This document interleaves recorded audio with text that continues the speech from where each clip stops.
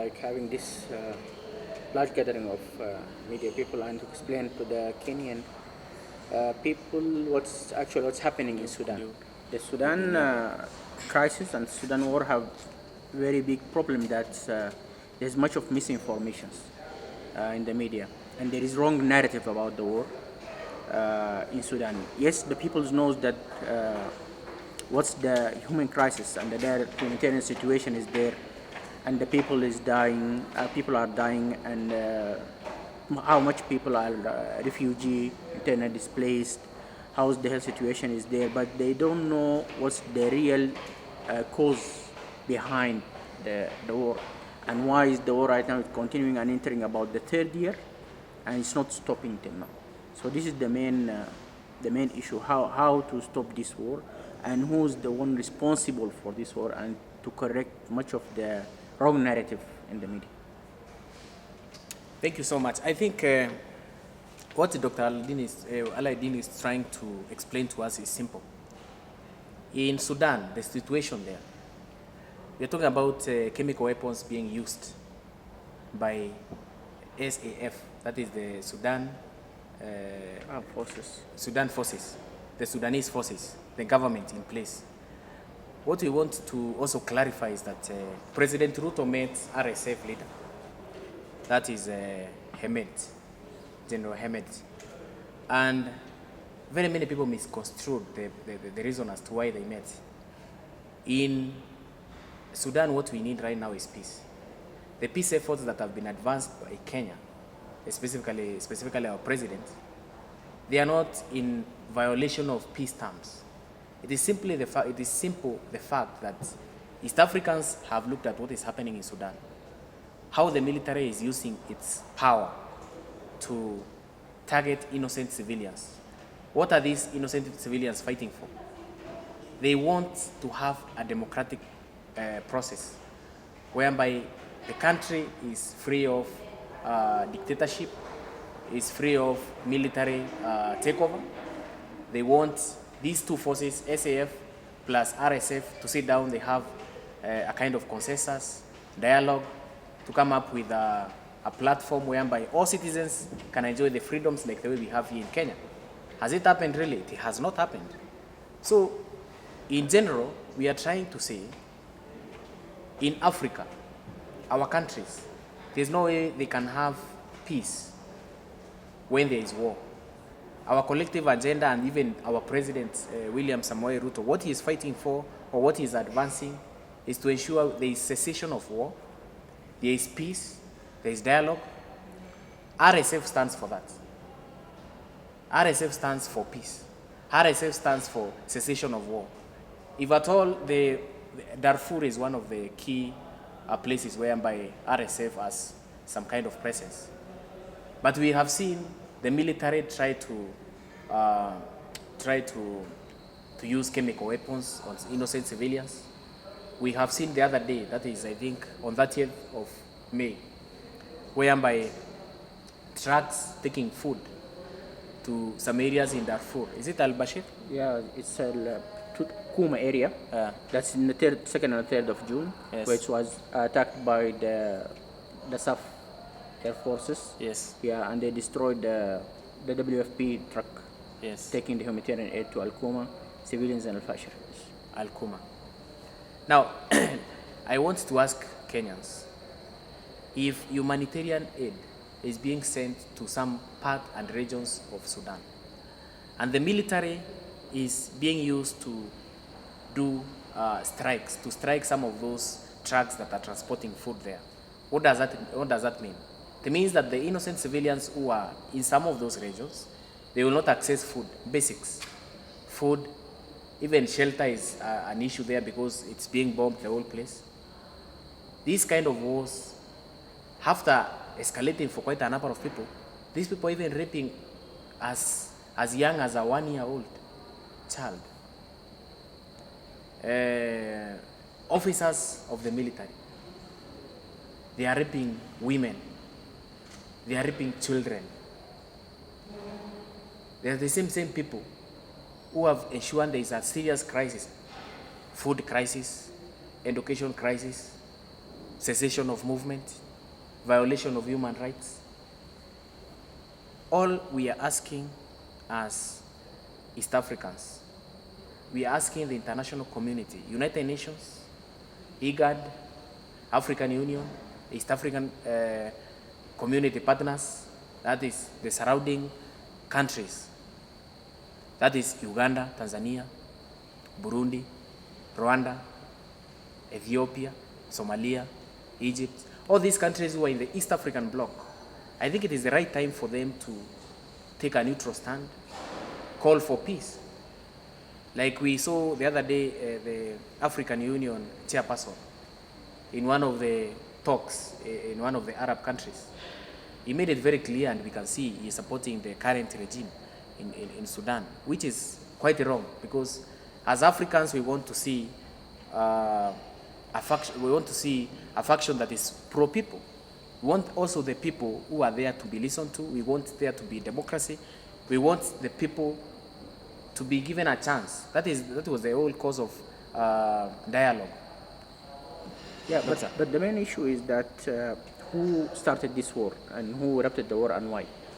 The SAF or the Sudan Armed Forces started the war in the 15th of April 2023 to bring back the Muslim Brotherhood, or the NCP, that's the National Congress Party regime of al-Bashir. Okay. That the people had a very big revolution over in 2018, when the people went to the streets in Khartoum and in other cities in the periphery outside Khartoum, in all Sudan, to get rid of al-Bashir after 30 years of dictatorship. But al-Bashir rule was a mixed rule of a military and a Muslim Brotherhood or Islamist. And at that time of the 30 years of al-Bashir regime, Sudan was a nidus for much of the terrorists, the jihadists, Osama bin Laden, al-Zawahiri. So they were exporting terrorists and jihadists to the area, dealing with Boko Haram, with al-Jihad, with all these terrorist movements. When the people started to revolt, and they started in 2018 changing the regime, and we succeeded in changing the regime, and transitional period started in 2019, at that time, the two factions, that now the two belligerents, were one, like under the military apparatus. But the difference between the two, that the RSF at that time in 2018, they supported the revolution. When we were there in the sitting area, in the headquarters of the army or general command sitting area, we went there in the 6th of April 2019, and then the first 2 days we were attacked by the security apparatus, but the RSF forces came and surround the area, and then we were not attacked by the security apparatus until this insists on the army and the headquarters of the army to do the change, and the 11th of April then declared the outside of al-Bashir. We started a transition, but I think many people know the transition that we had like for 5 years. The first 2 years was led by a sovereign council that is chaired by militant and civilians, and the head of the sovereign council for the first 2 years was to be Al-Burhan, that is the head of the army, and then afterward to be shifted to the civilian. At the time of the shift to civilian, they made a coup. They didn't say the coup. Al-Burhan said that it's not a coup, it's a corrective measures to increase the share of the power and so on. But Al-Hemeti said it's a coup after he was misled by also the Muslim Brotherhood. At that time, we went back to the streets and we start again the revolution, and it resulted in a framework agreement that was signed in December, the 4th of December 2022, and which was about to bring back a transition government and civilian regime. But unfortunately, the Muslim Brotherhood and the SAF, they started the war in the 15th of April as a last resort to bring back al-Bashir and the Muslim Brotherhood back to power. You know, I think all people or Kenyan knows that al-Bashir and Abdurrahim Mohammed Hussein and Ahmad Harun are three of the big figures of the previous regime, and they are wanted by the ICC. And even in this war, they were asked to hand over them to the ICC, but the army refused. So all the previous figures, the previous regime figures, are freely moving and supervised and even saved and protected in the SAF-controlled areas. It's not, nevertheless, it's not only done by the SAF, but the SAF started to do, and they are actually an apartheid regime. What they are doing right now, they are separating starting to separate Sudan. They are depriving the Darfur, Kordofan areas, that the West areas, and the African descent tribes from their civil rights. Children have no birth certificates.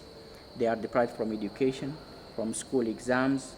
They made a currency change in Sudan, and they deprived these areas from currency, and they are not even allowed to renew their passport. If a Sudanese goes to the Sudan embassy here in Nairobi, and he was from the African descent tribes or from the Darfur or Kordofan area, and asked to renew his passport, they will not renew. Why? Because they think that the people are the social incubators of the RSF, and they are African descent. This is the reality of what's happening there. It's an apartheid regime. Yeah. Since the independence, the elite political groups of Sudan was enforcing to push Sudan towards the Arab Islamist group. And that was behind even the military opposition of late Dr. John Garang. And the many talks of peace here in Kenya, Machakos, and then Nifasha, and so and so.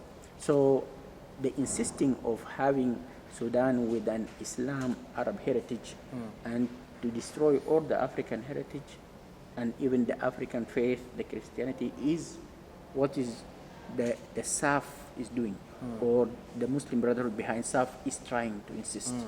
But we are the coalition that we made here, and that was declared in the KICC with the RSF, the civilians, and for myself, for example, from the trade union group and professions, were seeking behind the Sudan is an African nation, and it is a non-Muslim, non-Christian. It's a free nation. It's a secular nation. Anybody can perform his own religion, and there is difference between the state and the religion, and all people should have their social rights. This what SAF don't want. That's why they erupted the war, and that's why they having this apartheid regime deals of separating Sudan. People think that we in TASIS and in the new alliance are seeking to separate Sudan, but this one of the misinformation and misleading in the media. No, we are looking to unite Sudan, but in a secular country that separate religious from state. Everybody is free to perform everybody is free to take whatever religion is, and everybody have equal social rights. And this was not SAF wants. That's why they use chemical weapons against people who are in Darfur, against people who are in Kordofan, against people from African descent tribes. That's why they are separate, deprive them from education, deprive them from currency, deprive them from their social rights, birth certificates, renewing passports, verification of the certificates, and so on. This is the reality behind that. And that's why even they shoot or they attack the humanitarian aid trucks right now, because they don't want them to have even the food. Yeah.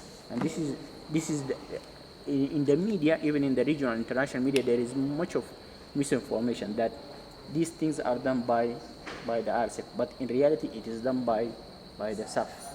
And the SAF, the issue of the SAF, that throughout their 30 years of ruling the country, they have stolen all or most of the country wealth. So they are spending on the media campaigns they do. They have some regional media campaign that's helping them. For example, Al Jazeera channel and so on. So because these are following the Muslim Brotherhood methodology or ideology. Yeah. So that's why you find it's difficult to change this narrative, because that narrative of the SAF on the Muslim Brotherhood is well supported and well financed. That's beautiful, Doctor. I just want for Kenyans to understand, there is so much propaganda out there whereby our president is being affiliated with RSF, and sometimes they say RSF it's not in government in Sudan.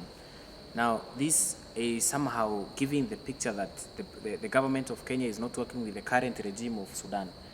Do you have anything to shed light on that? Yeah, it's important also to elaborate that the Kenyan government or President Ruto is not aligning with the RSF, but he wants to stop the war, the same as for example, Dr. Abiy Ahmed, the same as for Mr. Kaka in Chad, the same as all the region. But who is not willing to stop the war is the SAF. That's why everyone who calls to stop the war will be attacked by the SAF and the media supporting as aligned to the RSF. The SAF want to stop the war in their terms, to bring back the Muslim Brotherhood and to bring back the NCP and al-Bashir regime. This is the way they want to stop the war. They don't want to stop the war in a fair place and with the people will that they did, and they go in the street in 2018 to get rid of al-Bashir and dictatorship. No, the SAF want to end the war with the terms to bring back these people. So whenever there is somebody like a president or anybody of any country asked to stop the war in a right way, he will be declared by the SAF or the de facto government of Al-Burhan as allying to the rebels or as allying to the RSF. This is the reality. Okay. So this is the issue. Not all countries of the region are looking to end the war in the right way. For example, Egypt is very much supporter of Al-Burhan because the Egyptian hand in the army and the intelligence in Sudan since the independence in 1956.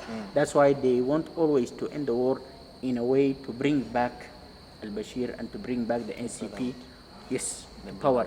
Yeah, that's why even in the last battles in the last week, they found a lot of or many of the ammunition, the Egyptian made ammunitions in the RSF, in the SAF stores, so that the SAF and even the Egyptian are collaborating much in the gun, in the ammunitions. They send them much of experts, and even some of the Air Force jet of the Egyptian are participating in the war beside the SAF. So as you can hear, ladies and gentlemen, I think the current crisis in Sudan affects all of us.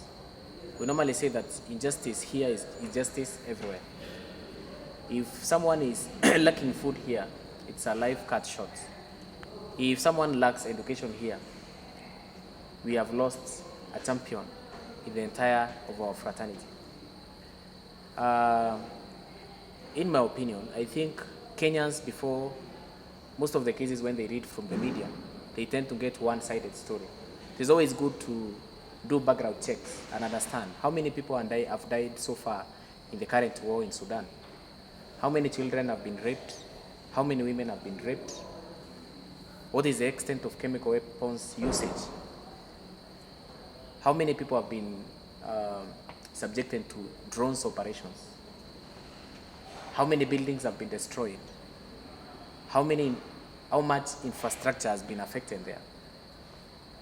What are the kind of resources? Is even business environment there conducive for anyone to make money? Are people there living out without food? Are people dying out of hunger? What is worse than war? Dying of hunger. What is the international community doing to ensure the cessation of war? These are the kind of questions here in Kenya we should ask. And even our neighbors in the East African community, what are they doing to ensure there is peace in Sudan? Because I think all lives are equal. We are all equal under God. We are all equal under God, right? Yeah. The most important thing to show or to elaborate, Anthony, is that the SAF or the previous regime separated South Sudan from Sudan on a religious basis. That's the war in the South Sudan. The SAF was advertising for the war in a religious basis, that the South Sudanese are not Muslims and Jongarang are not Muslim. So they use this religious basis and religious feeling to move to mislead the Sudanese people, and they succeeded in separating South Sudan. And in Darfur, they couldn't say that these people are non-Muslim. They are Muslims. So they said that these people are not Sudanese. They are African. They are coming from the middle and the west of Africa. So they use the racial basis. That's why SAF and the Muslim Brotherhood are very bad, because they use to ignite the war with the religious and the racial basis, and this is the bad thing about the SAF and the Muslim Brotherhood. They don't want Sudanese to live in one country with equal rights, equal social rights, and free to perform in faith. I think Doctor said it all. I hope maybe there's few questions. Probably do you think it's going to be easy to find solution to all this because it's not just about East Africans, it's a whole community. Yes. So do you think it's going to be easy to find solution to all this? The solution should be based, or we can reach a solution by putting much pressure on SAF.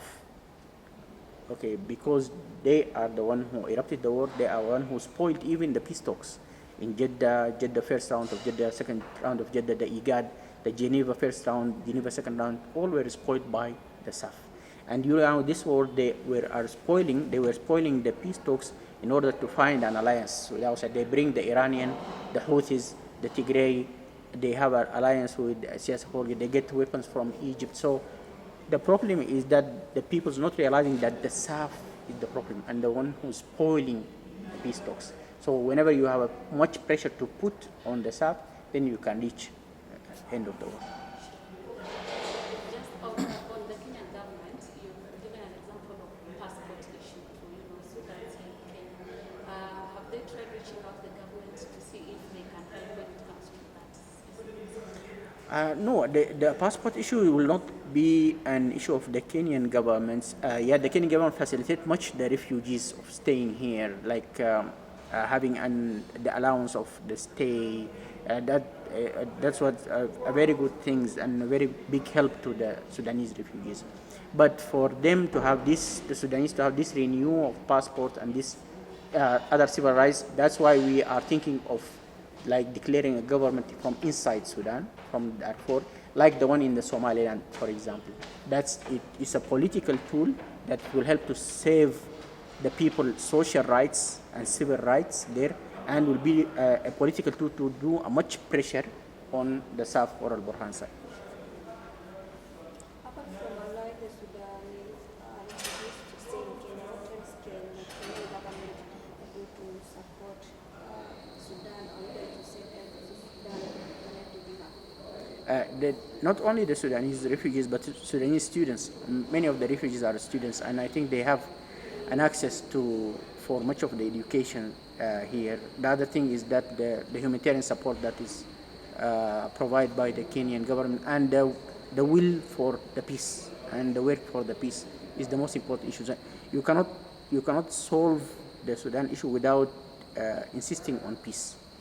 And insisting on peace, to reach it, it means to put much more pressure on the part that spoils the peace. That is to say, Al-Burhan. And probably a question for Anthony. You've said as an East Africa community should come together to make sure that we have a solution to that problem. But so far we can give an example of Tanzania and Kenya.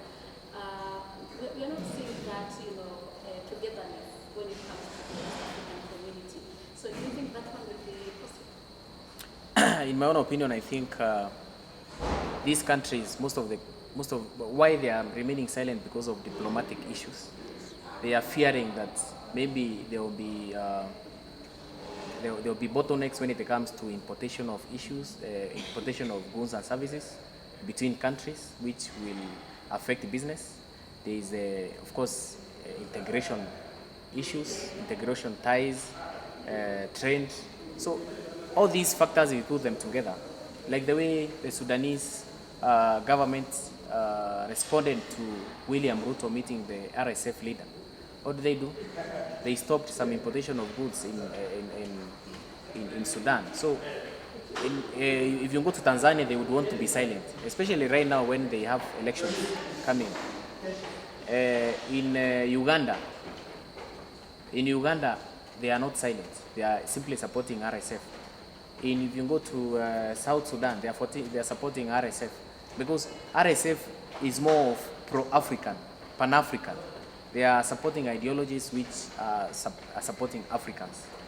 The Muslim Brotherhood through SAF, what they are doing is that they want to take power from the people to the military and to the rule of brotherhood affiliated the regime of al-Bashir, who was ousted By the by a people. coup, by the By the people, people. by the people. So what we want as East Africans is to ensure power goes back to the people, from military to the people. Which side is pro-people? RSF. We want just the international community to understand that as East Africa, some of the countries who are silent, of course they are silent because of diplomatic issues. They don't want to cause tension.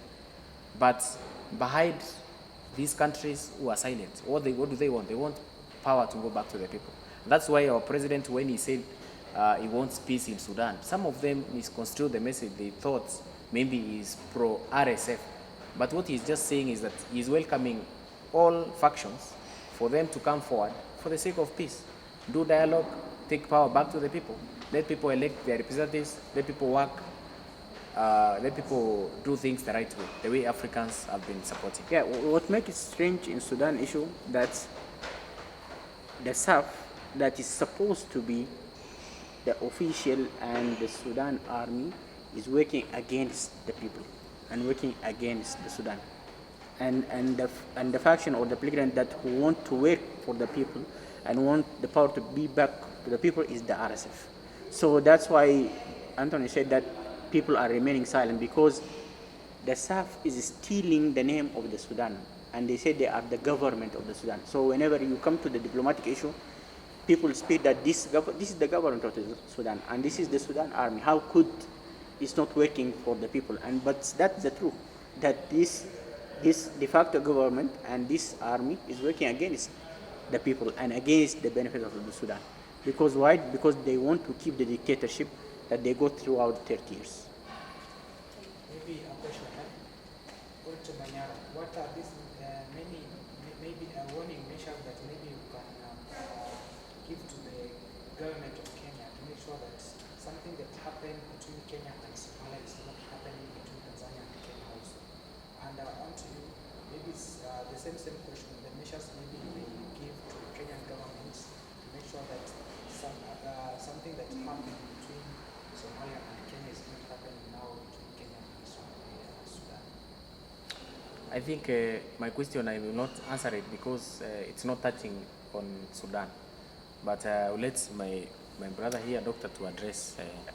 The answer of this question is that depends on your analysis that which part or which belligerents is working for the benefits of the Sudan and for the people.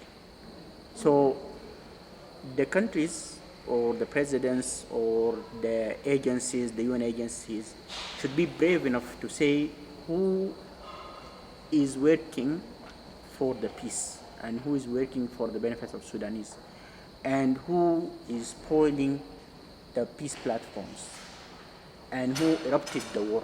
This is the issue. Who erupted the war and who spoils the peace is the South. So whatever measures should be taken to put a pressure on this part. Despite that it's stealing the name of the Sudan or it's stealing the name of the government, it doesn't make any difference. So if you want to stop the war and you want to work for the benefit of the people, then you have to stop the part that's not working for the best of the people. For example, in the Somaliland, I think what I have read in the media and as many of Somaliland, for example, Somaliland is very safe of terrorist attack. There is no terrorism, there is no. On the other hand, in Somalia, there is much of that. People in Somaliland, they feel more safe. They can have their business, they can have their normal life, their social life. So at the end of the day, it depends on where is the place that the people feel more safe. They can have their rights, they can enjoy their civil rights, they can enjoy the democracy. It doesn't mean that the official government or the people, it's not the official government, but the official army or who takes the name of the official army is the better. No. You should decide on that with the acts of the two sides. Who is welcoming peace? Who is going to the peace talks in favor to stop the war? And who is spoiling the peace talks? For example, the Sudan external affairs ministry, they freezed Sudan participation in the IGAD at the end in the December 2022, 2023, because they